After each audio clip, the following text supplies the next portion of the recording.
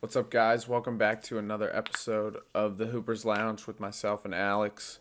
Today's going to be a little bit of a more news heavy episode as we had another big trade in the NBA. We'll be covering also some intriguing Jimmy Butler news and James Harden's return to Philadelphia. So, without further ado, we'll start with the biggest news since last episode, and that is the Jrue Holiday trade. Last time we had an episode, we talked about the Dame trade, which sent Jrue Holiday to the Trailblazers, and since then they have flipped him to Boston for a bunch of other players and picks. And Alex, I'll let you get into the trade details. Yep, I got the details. In return for Drew Holiday, the Celtics gave up Robert Williams, Malcolm Brogdon, a 2024 unprotected first round pick via the Golden State Warriors, and then the Celtics 2029 first round unprotected pick.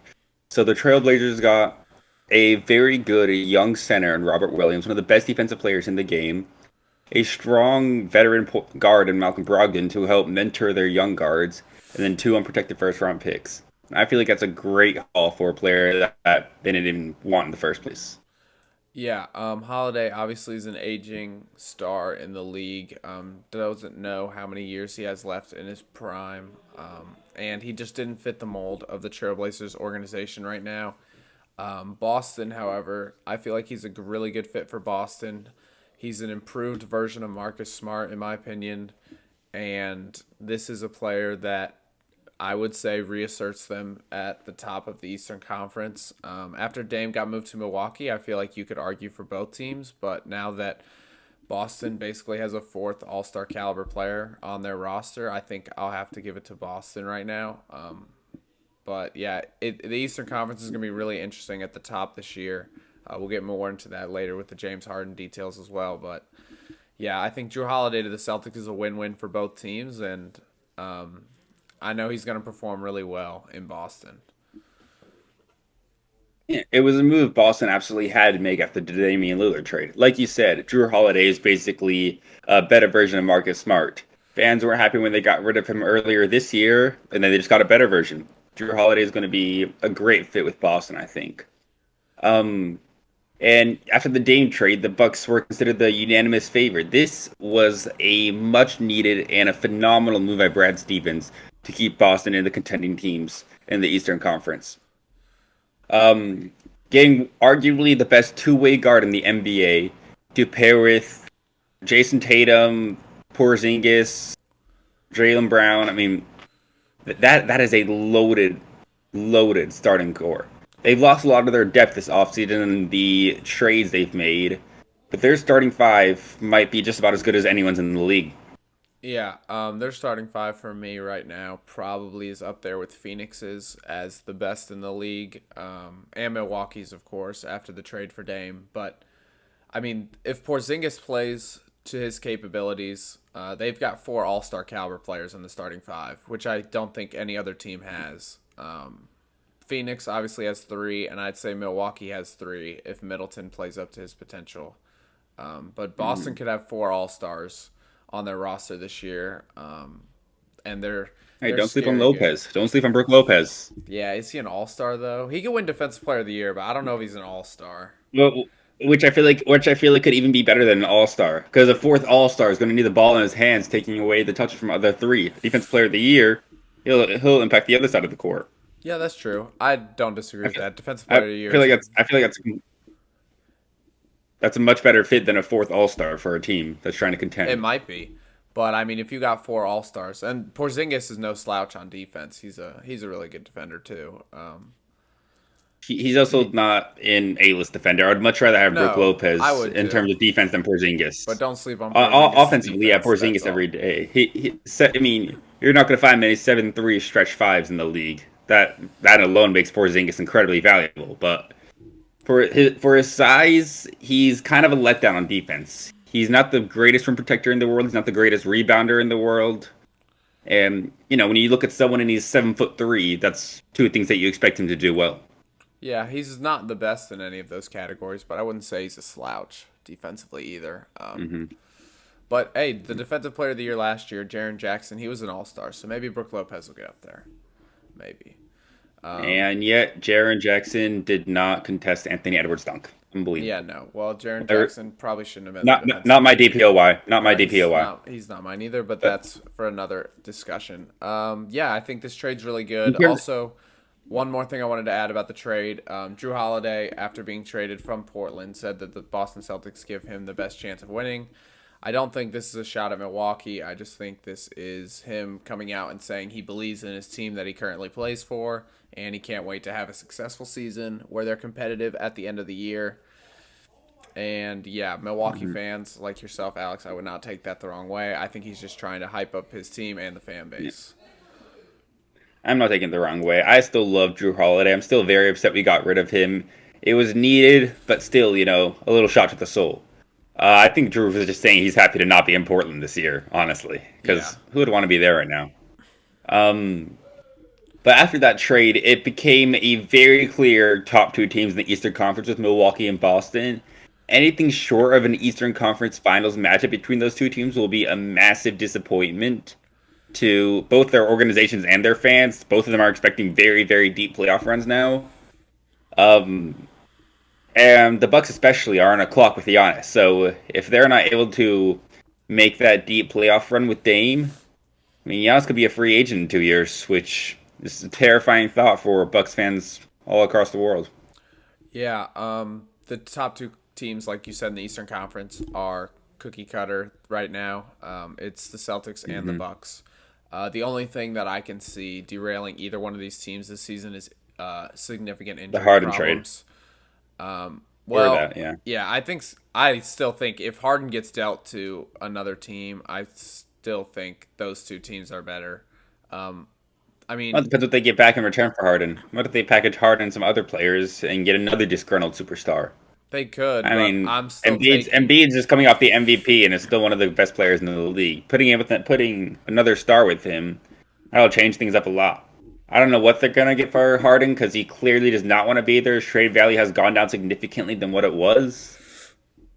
But I mean, if they're able to get someone good, watch out for Philly. I don't know. Yes, watch out for them. I'm not going to say they're not a threat because that's dumb and ignorant of myself. But Boston and Milwaukee right now are borderline super teams, and I don't think Mhm. Philadelphia has the capabilities to get there, even with a miraculous James Harden trade. Like they would have to get somebody insane, like a I don't even know who they'd have to get. Um, I'm just trying to think of stars that LeBron. won out. Like I don't even like everybody. I feel like is in their own spot other than James Harden right now. Hmm. Yeah, there's not really any disgruntled stars out there right now except for Harden. I feel like everybody else is I happy think, with where they're at right now. which means it's going to be a great season when things start going wrong. Yes, true. Because things will go wrong. That's the NBA every year, and yeah, that's all I have on the trade. Very simple. Very Hmm. just new news. Anything else you want to add on it? No, I think we covered it pretty well. All right. And then That being said, since let's we've been move on talking about to James Harden, let's move on to that. yeah. We're already talking about it was a perfect transition. James Harden actually did return to the Sixers camp after saying he had no intentions of going, and then who knows? He showed up in Colorado, ready to ball with the Sixers.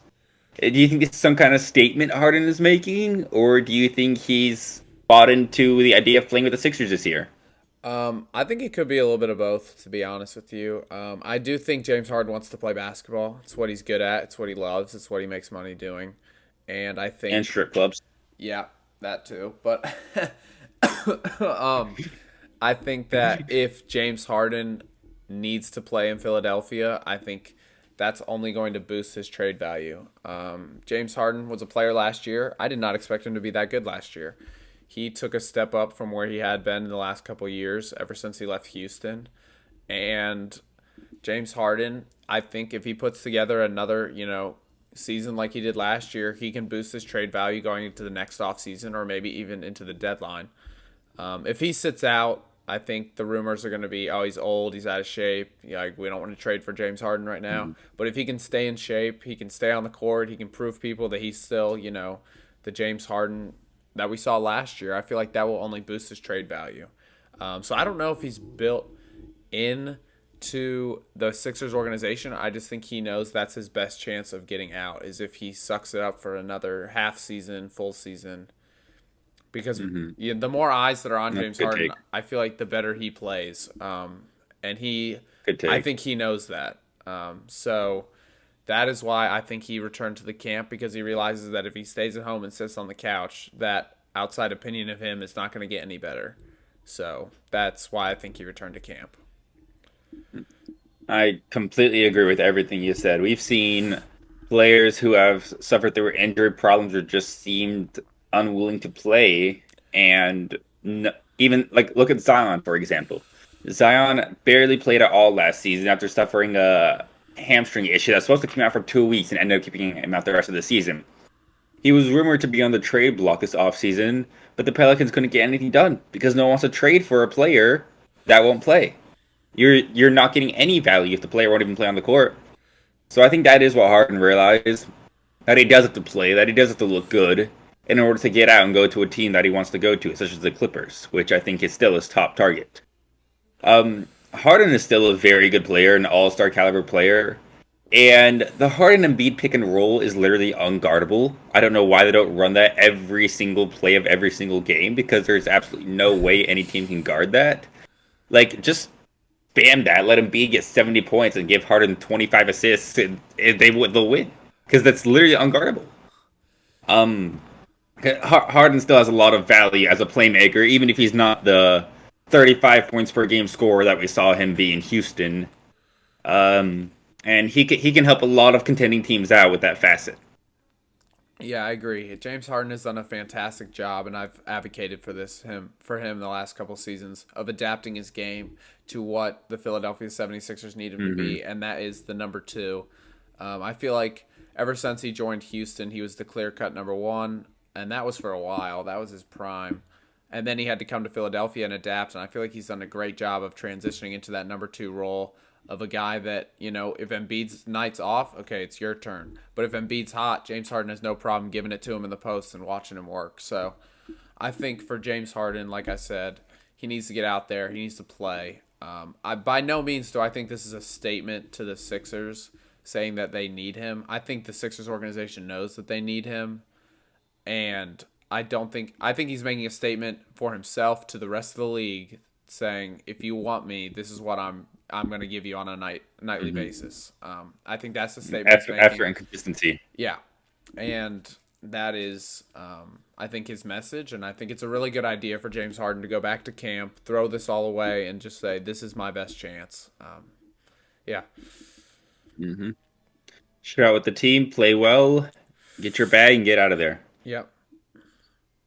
All right, and All right. then So on moving to on. our next segment of the day. Do you have anything else you want to add about the James Harden trade No, or James Harden return no, to camp? I think we pretty much hit it all. All right, let's move on to our next segment of the day.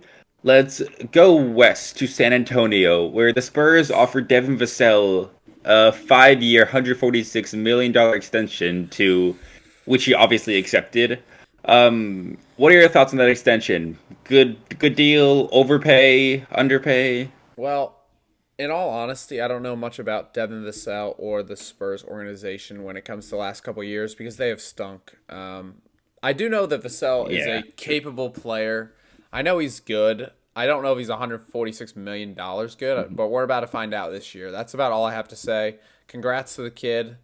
You got a bag. That's great for you. I'm not taking anything away from him. He probably deserves it if Greg Popovich and the Spurs are willing to give it to him. But I just haven't watched enough Spurs basketball to know if this is a good deal or not, to be completely honest. Vassell at the young age of 22 is already one of the best 3 and D players in the league. He shot something crazy like 42, 43% from 3 while offering a lot of value as a wing defender. And a team can never have enough 3 and D players on a team. And at 22, there's still plenty of time for Vassell to expand his offensive game, maybe learn some shot creation, some playmaking. I think that's what the Spurs saw. The Spurs saw a player that, even if he doesn't prove at all anymore, is still complete. He can still help them win. But there's still lots of room for improvement. Um, Devin Vassell right now, I would not pay $146 million to. Devin Vassell in 3 years, if he improves, like I think he's going to, could be worth a little bit more than $146 million. So I think it was more of a long-term investment from the Spurs as they're building around their generational talent in Wembanyama, and we're just gonna have to see where they go from here. They do have some intriguing young talent on their roster aside from Wembanyama. They have Vassell, Keldon Johnson, Jeremy Sochan, and it'll be interesting to see how they all pair together this season. Who's a keeper? Who can they throw away? And just because of Wemby, the Spurs are going to be a team to watch. But they do have a lot of other intriguing young players too. Yeah. Okay. So you convinced me that he's worth $146 million right now. That's all I needed to hear. 3 and D honestly is one of the more important prototypes for a player in the NBA today. Hmm. If you can shoot and you can play defense, you will be valuable to any contending team in the NBA. Doesn't matter how many superstars Hmm. they have. It does not matter how many all stars they have. It doesn't matter how good their head And coach you will is. get paid. You will get paid and you will get Paid. minutes. That is a guarantee. Whether you Hmm. start or come off the bench is completely dependent on the roster you're on, but you will get minutes and you will get paid and you'll play a significant role in hopefully that team's championship run. Hmm. And if he has room for development, I like this. Sounds like a good move for the Spurs. They've got to lock some of these pieces up around Wembanyama, like you said, because if Wembanyama goes out there alone, this is gonna be ugly. He can't do that rookie year. So another young Hmm. guy that I know is pretty good for the Spurs that you didn't mention is Trey Jones. Tyus Jones, a I younger forgot about brother. Trey. Yeah. Trey Hmm. Jones is a very good point guard too, who I feel like is going to develop similar to how his brother did. Tyus Jones is one of the best backup point guards in the NBA, and I feel like Trey Jones is similar to that caliber player. I don't know if he's a starting caliber point guard in the league. He might develop to that, but he definitely deserves some minutes for the Spurs this year. He's a fun young Hmm. player to watch as well. Tyus is one of the more underrated guards in the league. Tyus Jones does not turn the ball over No. ever, Uh-uh. ever, and that is so. I feel like that's so incredibly underrated because turnovers can just kill a team's momentum. To have a point guard that you know will just not give the ball away, that's valuable. I don't know why that's not like more like valued in today's NBA. Yeah. Turning the ball over, I feel like has been not a forgotten stat, but one of the stats that's overlooked a little bit because of your ability to make it up in the 3 point shot. You turn it over one Yeah, play, true. you turn it over one possession, but you hit two threes the next. You got 6 points out of three possessions. Your team's looking pretty good. Like, I feel Hmm. like there's something that is just like not emphasized, especially in the regular season. In the playoffs, I do feel like turnovers is emphasized, but in the regular season, like players are not punished for turnovers. I feel like as much as they used to be, because of your ability to make it up with, the other facets of your offensive game. Good take. Yeah, we didn't see Jalen Brown get slandered for not having a left hand until the playoffs Yeah, because he was turning the ball over those ways all season, but he was never called out for it until the playoff series against the Miami Heat. yeah. Yeah, that's all I have on Vassell. Again, like I said, I don't know much about him. It'll be interesting to watch him play this year, though. After getting a bag, Hmm. it'll be interesting to see how Mm. he approaches this Make sure season. make sure his mindset mentality is still in the right place, Yeah, as with every young player who gets a bag. yeah, But I believe in Vassell, and I believe in Coach Popovich. I think Pop, if any coach should make sure a player stays in the right mindset after getting a bag, it's Pop. I agree. I believe in the Spurs still. I'm still a believer in Pop. They'll be I good very soon. I agree. All right. Let's move on to our last segment of the day.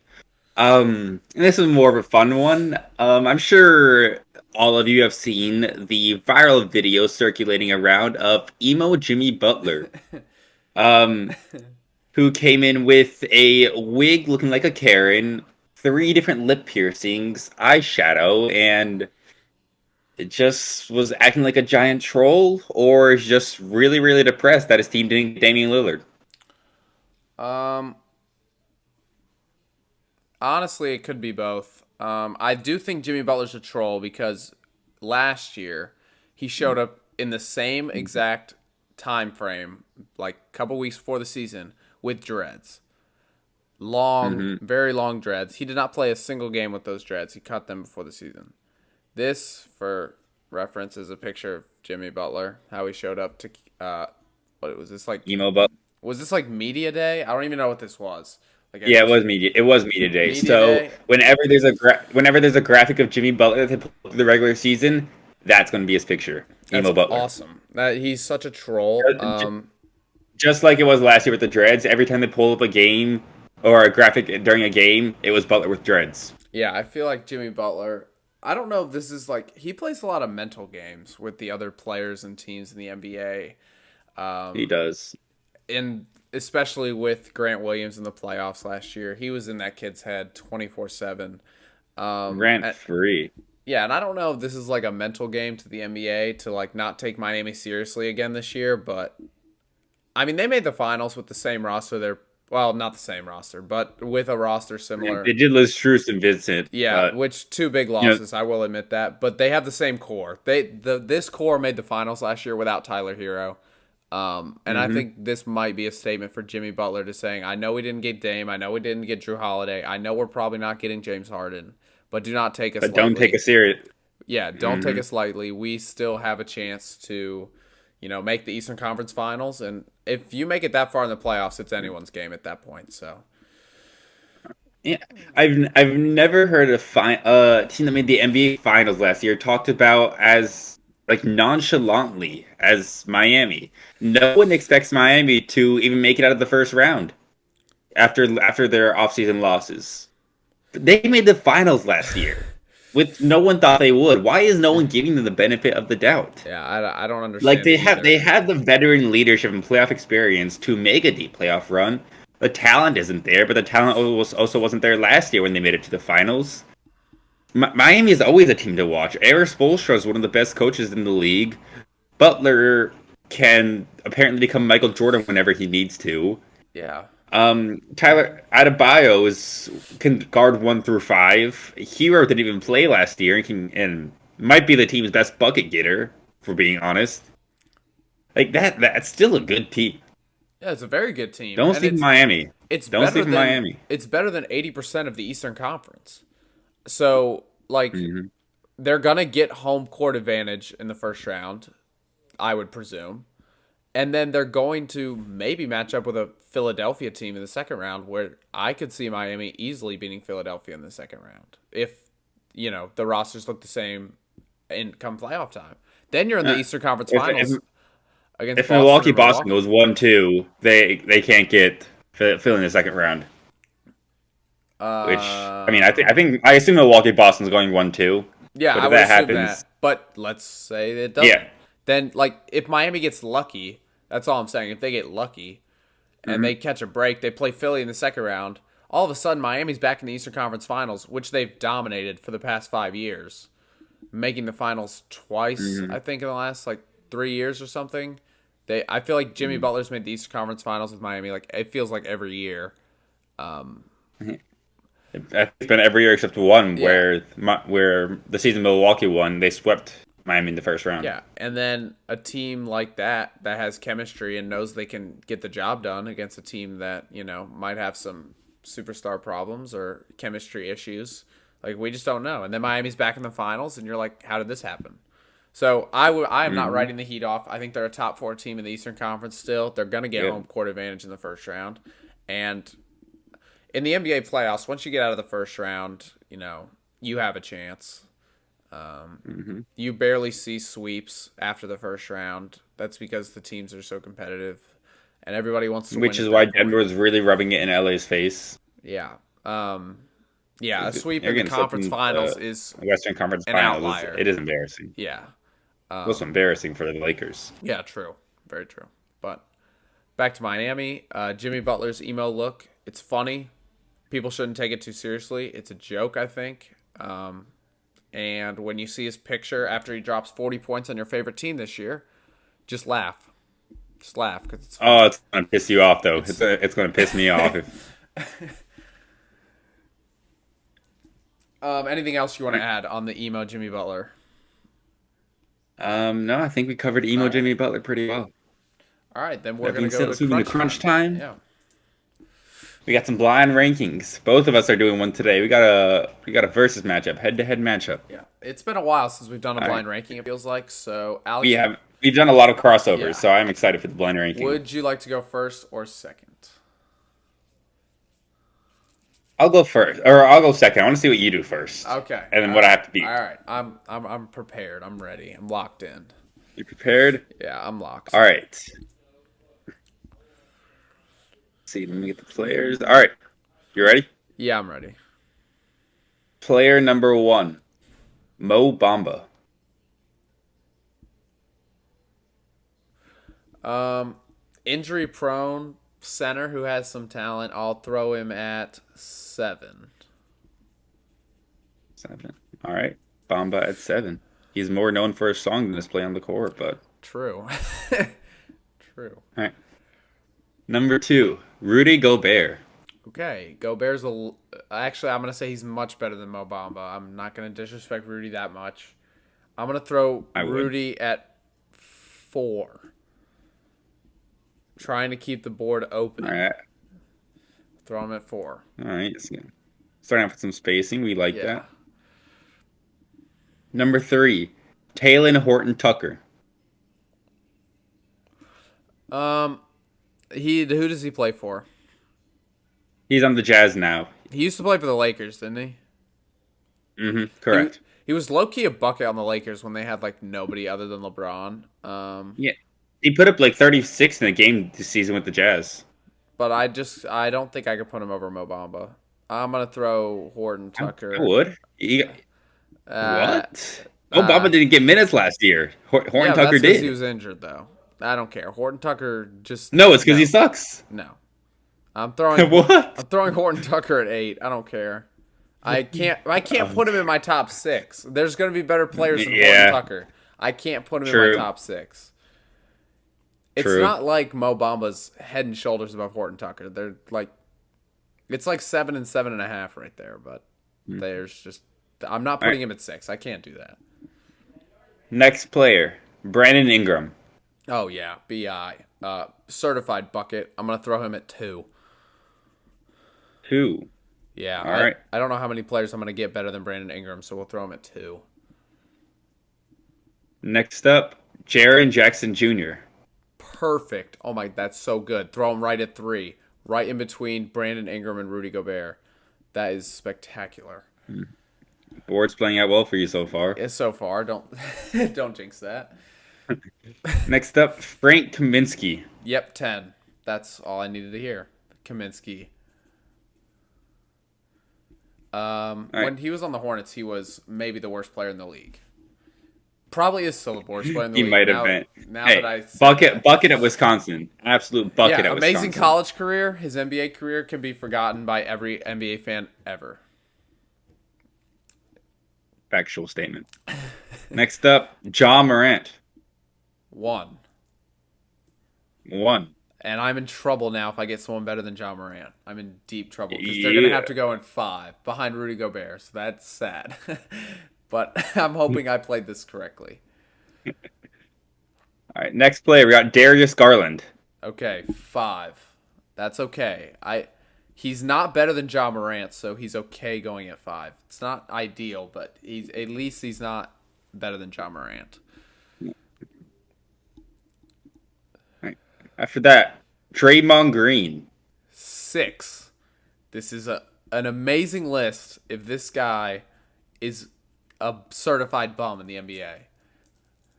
You got 2 spaces left, right? No, I have 1. Or tweaking. I just have number 9 left. You got 1.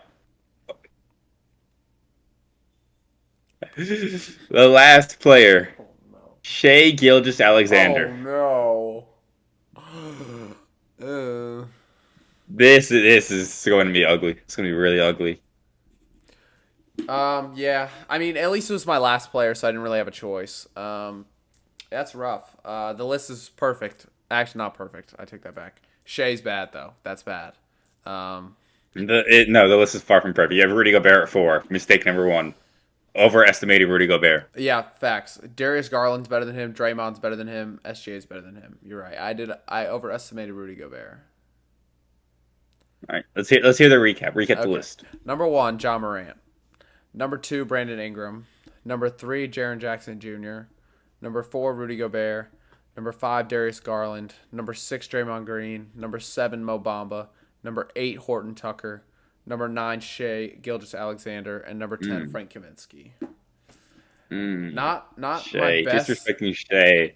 I And had I've no been so choice. It high was on the my Thunder last. all It was my year. last pick. It was not. I had no choice. I didn't Yeah, disrespect you had Shea. no choice because you put Rudy Gobert at 4. Okay, if I put Rudy That's Gobert what. at 5, Shea's still sitting at 9. He was dead last. There was That's why you put Rudy. I would have put Rudy Gobert at 9.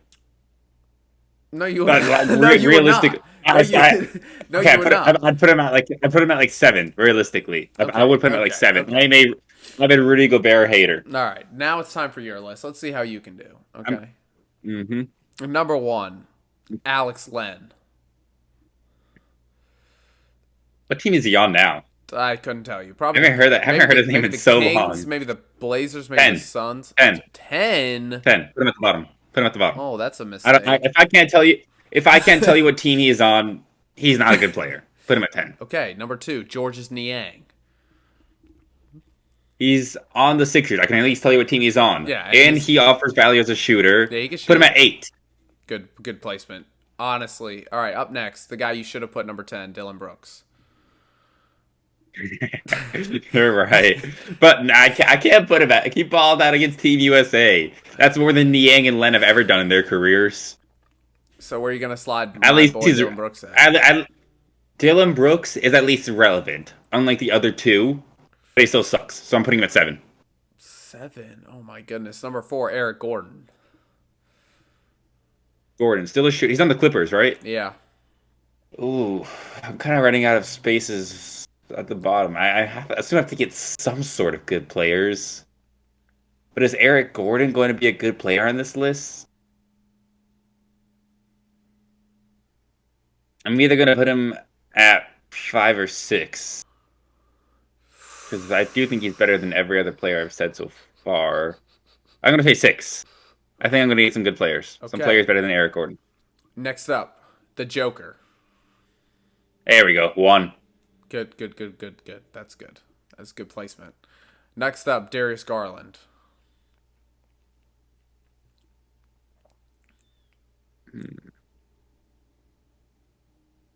How many more players am I going to get that's better than Darius Garland? 4. Wow. Up next, Tyler I'm hoping Hero. I have some risk. That is a risk. Tyler Hero. I should have put Garland at 3. Damn it. I should have put Garland at 3. That's gonna fuck up everything. Because Hero has to go at 5, and now I have 2, 3, and 9 left, and 7, I think. No, Hero has to go at use 5. 7. You have 2, 3, and 9. 3 is 2, 3. alright. 9. Okay, 2, 3, and 9. Yeah, Hero has to go at 5. Okay. Kevon I Looney. need some all stars. This is an issue. Garland should have gone at 3. What was I doing? I was so stupid. Okay, Looney's going at 9. He can't shoot. Niang's clearly better. No. Niang's clearly better. Niang's better than Kevon Looney, confirmed. No. Talk to me when Looney can shoot 3s. Talk to me when Niang wins a ring. Thanks, bud. Okay. Up next, Jason Tatum. That's fine. 2. I'm okay with that. Put him at Okay, 2. what do you have left? 3? 3. Yuta Watanabe. His career highlight is getting bitched by Anthony Edwards. Honestly, Is getting that's okay. sunned by Anthony your list Edwards. was fine. Your list was fine. I think, honestly, Oh, I think you underestimated Dylan Brooks on that list. Putting him at 7 was kind of disrespectful. What are you talking Putting about? Looney at 9 actually is hella disrespectful. He's a top. That was one. It's better than putting SGA at 9. I guess. Much better than putting SGA at 9. I guess. Yeah, but you are not about to argue that Looney is better than SGA. You are not about to argue. In no universe would I argue that one of the best guards in the league is better than Kevon Looney. I'm not going to argue that. But Shea was my last player. You said you're not going to argue. What? Shea was Well, my last Looney player. was my second to last. No, he No, was a it's third third to to last. last. Third to last. Third to last. You could have Okay, easily but slotted him at he's not going three. at 2 or 3. He's better than Yuta Watanabe. That's for sure. You could have put him at Oh, he three. just. He's a I'm just champion. imagining Anthony Edwards. That time he does finish Yeah. on Yuta Watanabe. Yeah, that was a disgusting dunk. Okay, would you That like was one of the best poster dunks I've ever seen. would you like a recap of your list? Painfully, yeah. Okay, number one, Nikola Jokic. That's correct. Number two, Jason hmm Tatum. That's also correct. And here's where it goes hmm downhill. Number three, Yuta Watanabe. Number four, Darius Garland. Number five, Garland should Tyler have gone Hero. 3. Number six, Hero Eric should have gone Gordon. 4. Number seven, Dylan Gordon Brooks. should have gone 5. Number eight, George Niang. Number nine, Kevon Looney. And number 10, Alex Len. I would put looking back, I would have put Garland at 3, Hero at 4, then probably Looney at 5. But Looney's a honestly, top that's five not player on terrible. that list. To be honest with you, he probably is. But no, your list was not terrible. Neither was mine. We had some pretty. Yeah, debatable. Debatable. Okay. My list was good, other than one player. Okay. Let's Debatable. not slander the list. I'll let it- Okay. All Yeah. right. I'll wrap it up for this episode. We hope you guys enjoyed. We're getting closer and closer to the tip-off season every passing week. Less than 3 weeks. Yes, sir. Can't I'm wait. hyped for that. As you can tell, we're starting to get news, which is phenomenal because we were in a dead zone for quite a while. So the news coming is finally, Yeah. gives us something to talk about, makes our episodes better. We hope you enjoyed the episode. Like, subscribe, comment if you're excited for the regular season. I don't know, just comment something. And we'll see you guys next Thursday. Yes, we will. Peace out, guys. Peace.